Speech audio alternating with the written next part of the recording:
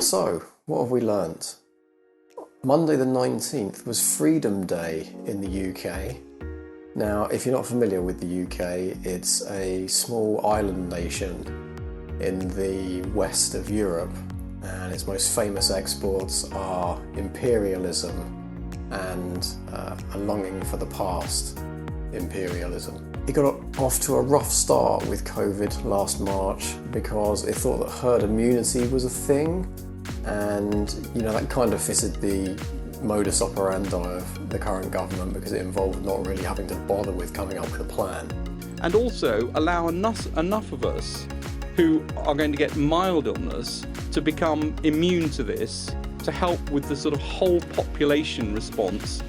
The government then employed a local dinner lady to head up its NHS track and trace app.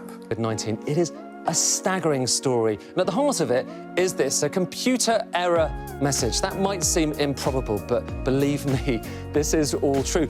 Now, Freedom Day sounds great, right? We've all wanted to get back to some semblance of normality for what seems like forever. But there's a problem. Daily COVID cases have shot up, daily deaths have gone up to the highest rate since March, and even the government's beleaguered chief scientific advisor has admitted that thousands will likely die by winter as a result of de-restrictions. But let's say we don't care about deaths. Boris Johnson certainly doesn't. What about key workers? I'm sure those in the hospitality industry just can't wait to be screamed at by some guy just wanting one more Jaeger bomb for his mate Gary. Well, how about the vaccine volunteers who have already been abused over the past few weeks by people impatient to get the second dose of a vaccine? I've had my jab, so I'm immune, so give me a appointment. The doctor shouldn't be on holiday and I need to speak to him. You are absolutely useless, a lot of you.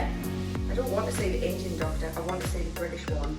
Imagine volunteering to help administer a possibly life-saving drug to a total carrot and then getting verbally accosted.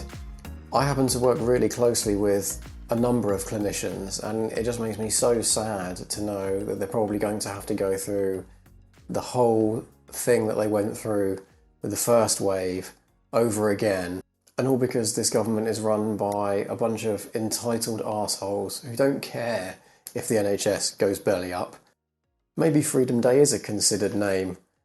Maybe even the prospect of leaving this mortal coil is considered freedom when compared to suffering the indignity of having to live in the UK.